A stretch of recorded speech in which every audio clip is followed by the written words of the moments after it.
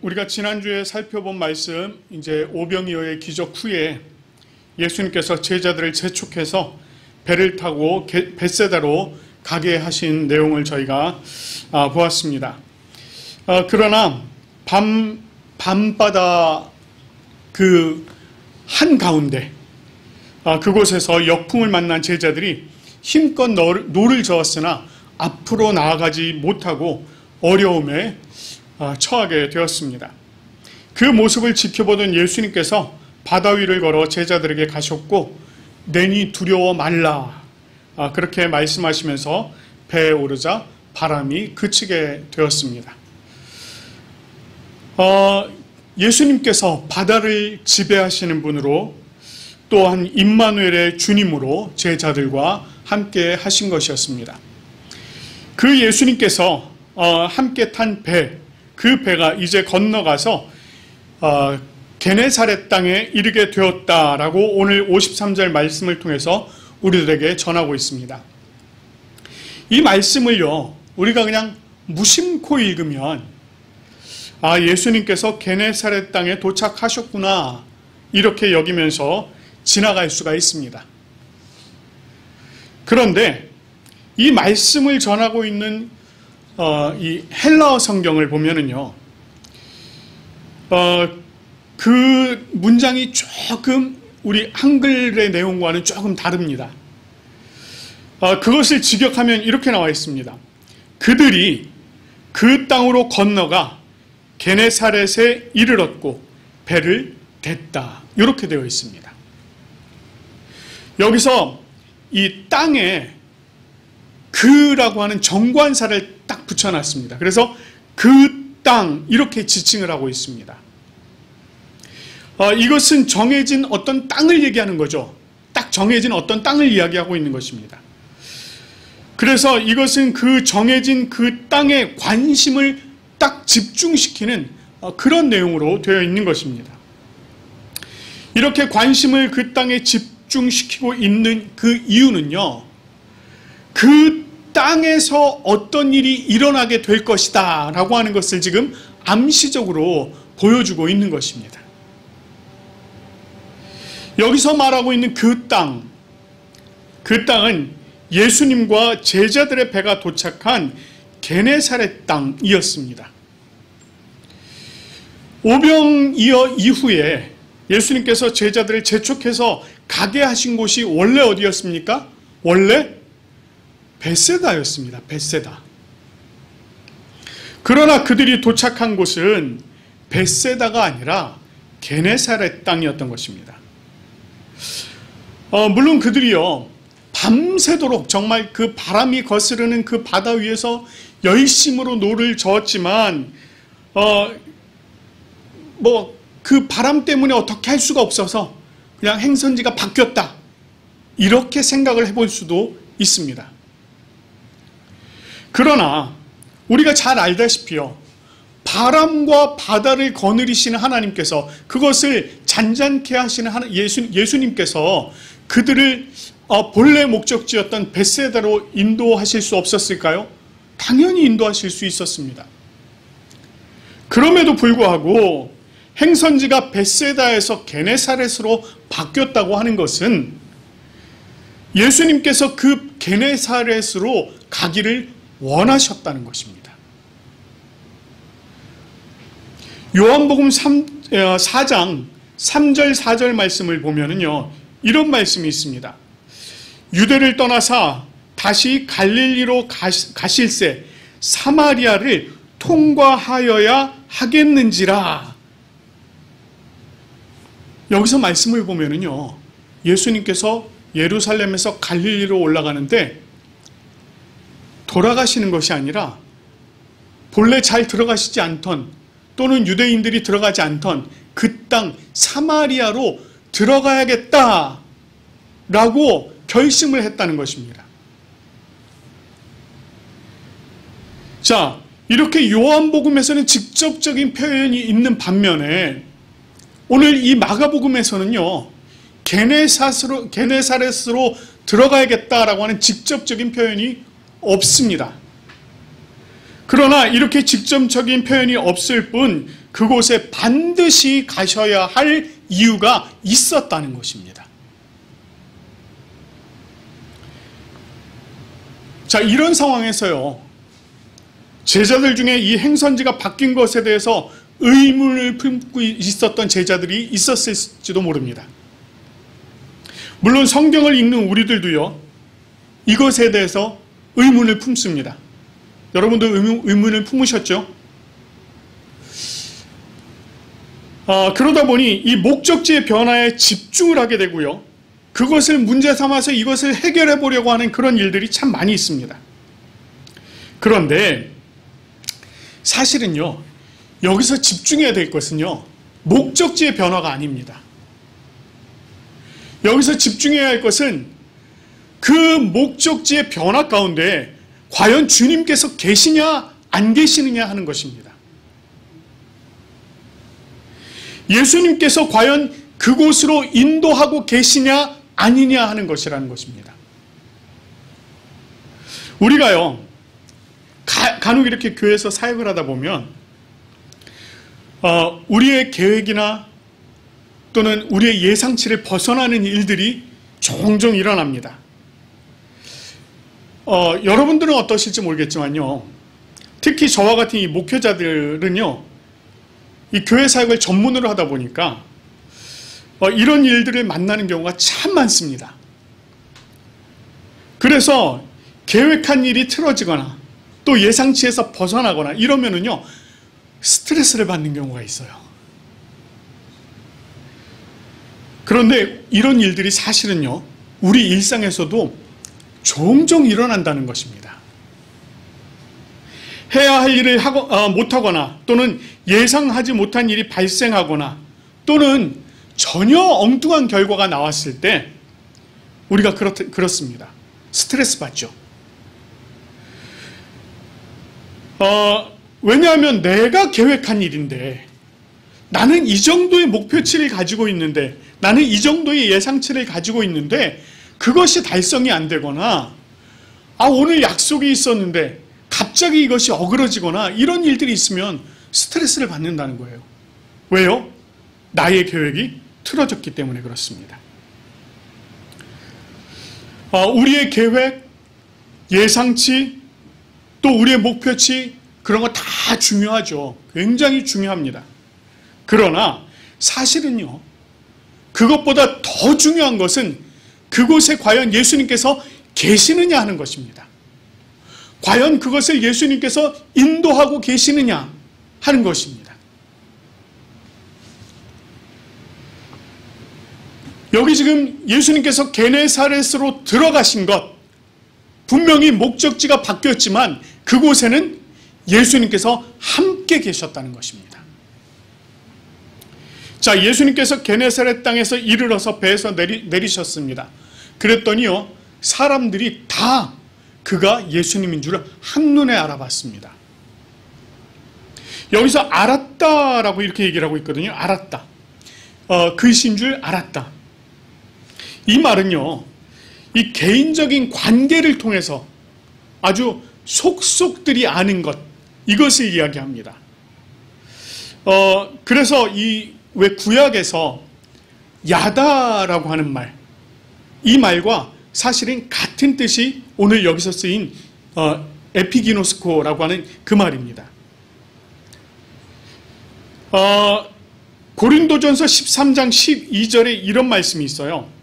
우리가 지금은 거울로 보는 것 같이 희미하나 그때에는 얼굴과 얼굴을 대하여 볼 것이요, 지금은 내가 부분적으로 하나 그때에는 주께서 나를 아신 것 같이 내가 온전히 알리라. 여기서 온전히 알리라 라고 하는 요 말이 경험적으로 알다, 이런 말입니다. 그래서 그때는 정말 예수님을 얼굴과 얼굴로 맞대고 정말 예수님과 피부를 부비면서 그렇게 예수님을 알아가는 것, 이것을 얘기하는 것입니다. 그때는 그렇게 알 것이다, 이렇게 얘기하는 것입니다. 이 게네사렛 사람들이요, 예수님을 알 때 그렇게 알았다는 거예요. 이미 경험한 바가 있다는 것입니다. 실제적으로 예수님을 만난 적도 있고 예수님을 경험한 적도 있어서 한눈에 예수님이신 줄 알았다라고 지금 쓰고 있는 것입니다. 그런데요, 한편으로요, 이 내용이 이 바다 위에 제자들이 예수님을 알아보지 못한 그 내용과 절묘하게 대비를 보이고 있습니다. 제자들과 게네사렛 사람들 중에서 누가 예수님과 더 오래 있었습니까? 당연히 제자들입니다. 당연히 제자들은요, 항상 주님과 함께 먹고 마시고 자고 했습니다. 예수님께서 어딜 가든지 항상 함께 다녔습니다. 그런 의미에서 이 제자들이 예수님을 더 잘 알았다는 것입니다. 그러나 그 예수님을 잘 알았던 이 사람들이 바람과 파도로 말미암아서 자신들이 어려움 가운데 처해 있을 때 그들의 눈이 바람을 바라보고 파도를 바라보다 보니 예수님께서 물 위를 걸어오실 때 예수님이신 줄을 알아보지 못했다는 것입니다. 그러나 반면에 제자들은요, 제자들에 비해서 터무니없이 짧은 시간 예수님을 만났던 이 게네사렛 사람들은요, 예수님께서 배에서 내리는 순간에 그분께서 예수님이신 줄을 바로 알아봤다는 것입니다. 이것은 그들의 마음속에 예수님께서 이미 각인이 되어 있었다는 것이에요. 신앙생활 오래 하신 분들하고요, 갓 신앙생활 하신 분들 보면 어떤 경우에는요, 이 갓 신앙생활 하신 분들의 그 믿음이 더 좋은 것을 볼 수가 있습니다. 이게 왜 그럴까요? 이 갓 신앙생활 하시는 분들은요, 앞뒤 사정 안 봅니다. 그냥 믿어요, 막. 예, 앞뒤 사정 안 가리고 그냥 믿습니다. 그런데 이 신앙생활 오래 하신 분들 경우에, 물론 다 그런 건 아닙니다. 다 그러신 건 아닌데, 이 오래 하신 경우에는요, 교회에서 배우고 익힌 거, 또 자신들이 경험한 거, 이런 것들을 가지고 자신의 신앙의 틀을 딱 만들어 놓습니다. 그리고 되는 것, 안 되는 것을 자기가 먼저 정해버려요. 그러니까 이 신앙적 매너리즘에 빠지고 형식적인 신앙생활을 하는 경우가 점점 더 많아진다는 것입니다. 예배 생활도 그렇고 기도 생활도 그렇고 말씀 묵상하는 일도 그렇고 교회 사역에 참여하는 일들도 그렇고 그저 그렇게 하는 경우가 있다는 것입니다. 그래서 이런 얘기도 있잖아요. 주일 아침에 어떤 남자가 자기 아내한테 그랬답니다. 아, 진짜 오늘 교회 가기 싫다고. 아무개 장로님 꼴 보기 싫고, 아무개 집사 믿고, 성가대 화음은 왜 그런지, 찬양팀은 왜 그렇게 시끄러운지, 이렇게 이제 막 가기 싫은 이유들을 막 대는 거예요. 그랬더니 그 아내가 이렇게 말했다고 합니다.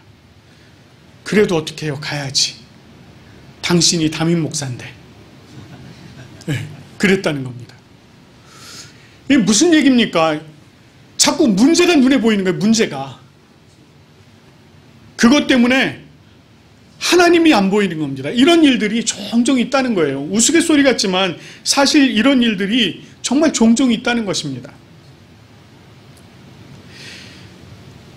그런데 오늘 본문 말씀 보니까 이 게네사렛 사람들은요, 그런 문제가 아니라 정말 예수님을 딱 바라봤다는 것입니다.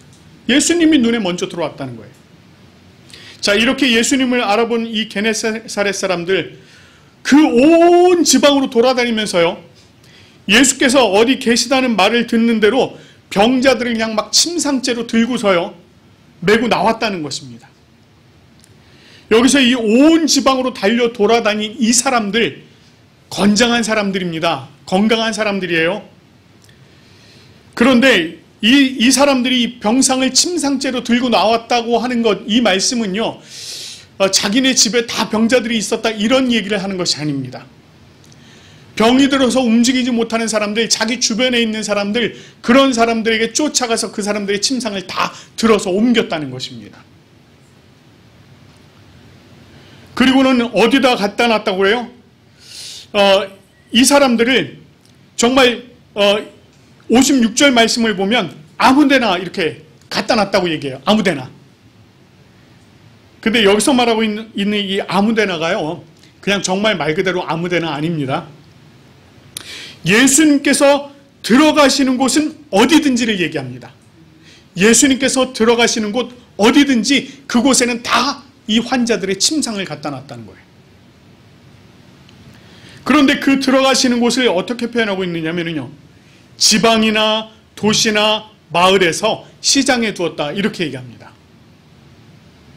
여러분, 이 내용 가만히 보면은요, 이렇게 되어 있죠. 지방, 도시, 마을, 시장. 범위가 점점 좁혀지고 있습니다. 저자인 마가가 이렇게 범위를 점점 좁혀가고 있는 이유가 과연 뭘까요? 사도행전 말씀을 보면은요, 이거랑 또 정반대로요, 범위를 점점 넓혀가는 부분이 있습니다. 사도행전 1장 8절 말씀을 보면 이렇죠. 오직 성령이 너희에게 임하시면 너희가 권능을 받고 예루살렘과 온 유대와 사마리아와 땅 끝까지 이르러, 이렇게 되어 있습니다. 점점 넓혀져 가고 있어요. 이것은요, 예수님께서 중심이 되는 복음이 밖으로 점점 퍼져나가는 것을 이야기합니다. 그러나 반대로요, 오늘 이 56절의 말씀은 예수님께서 중심에 계시고 그 예수님께로 점점 들어간다는 이야기입니다. 이렇게 예수님께로 집중하고 있는 이유는 예수님의 옷가에라도 손을 대게 하시기를 간구했기 때문이다, 이렇게 지금 쓰고 있어요.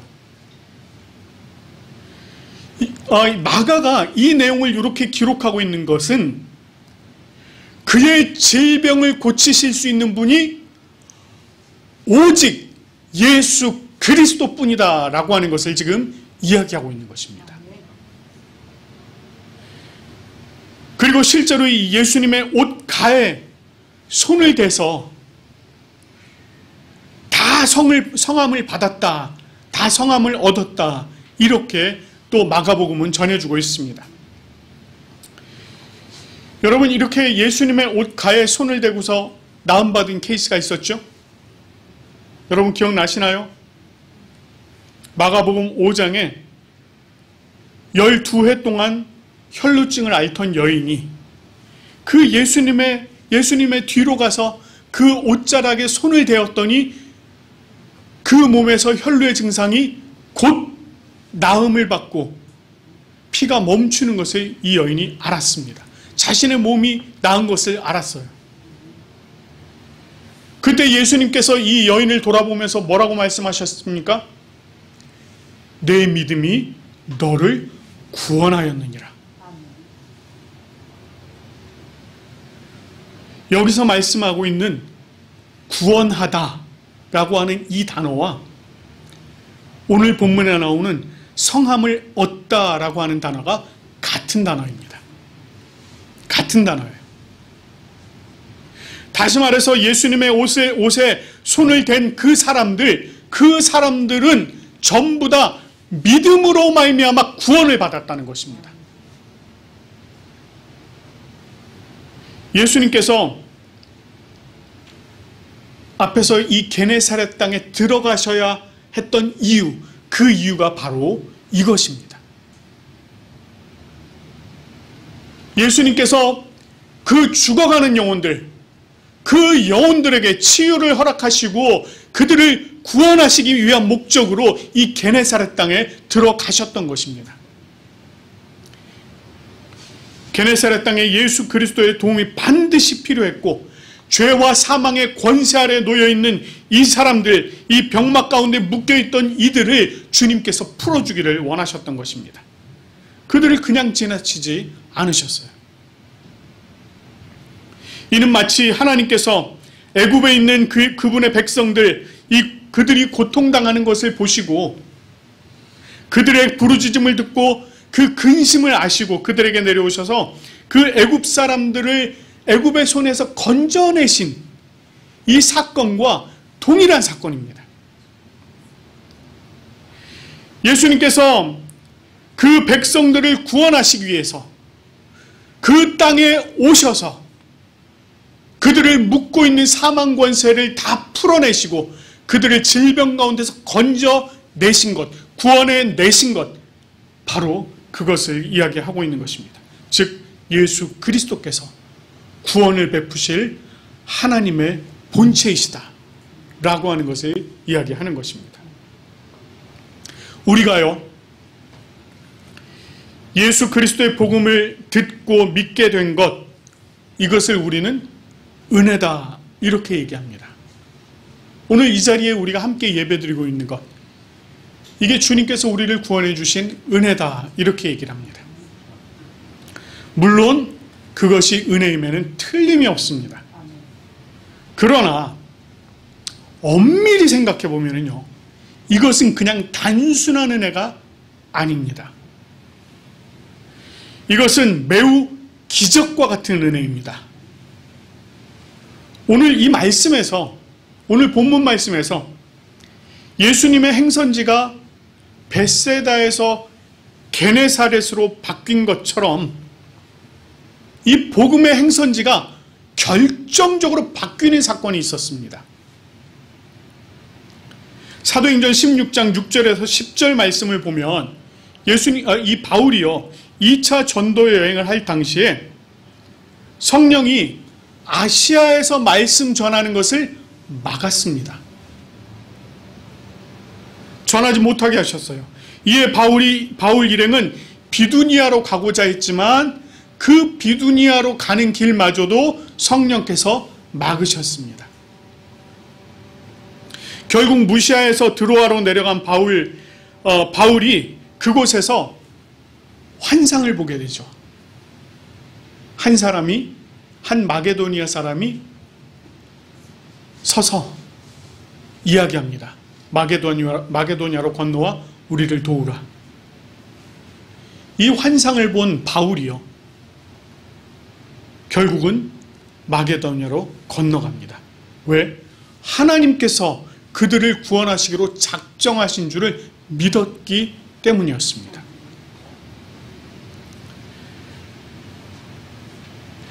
이 바울이 그 땅으로 내려간 사건, 원래 아시아로 가고자 했던 그 길을 막으시고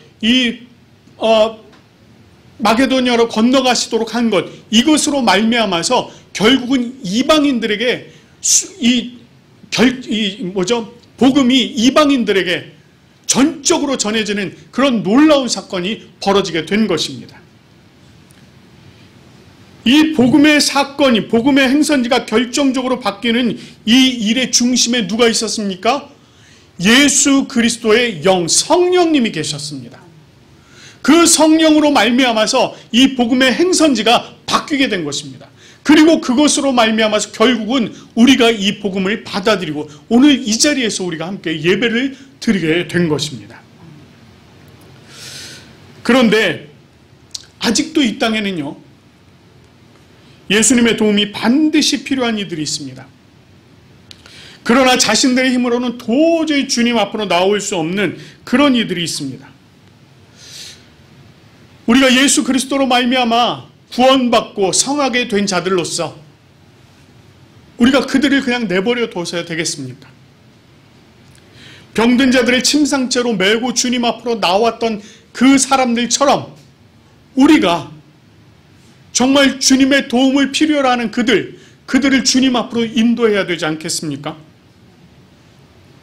그것을 위해서 우리 주님께서 이곳에 찾아와 주셨고, 그것을 위해서 우리 주님께서 이 땅 가운데 우리 부산 고백교회를 세워주셨습니다. 그리고 그것을 위해서 오늘 이 자리 가운데 우리를 불러 모으시고 우리로 하여금 하나님 아버지 앞에 함께 예배 올려드리도록 인도하신 것입니다. 우리가 다 주 안에서 성함을 얻은 것처럼 아직도 죄와 죽음의 권세 가운데 죽어가는 이 지역의 수많은 이들에게 예수 그리스도로 인하여 다 성함을 얻는 그 놀라운 기적이 일어나기를, 예수 그리스도의 표적이 이 땅 가운데서도 일어나기를 간절히 소망합니다. 함께 기도하겠습니다.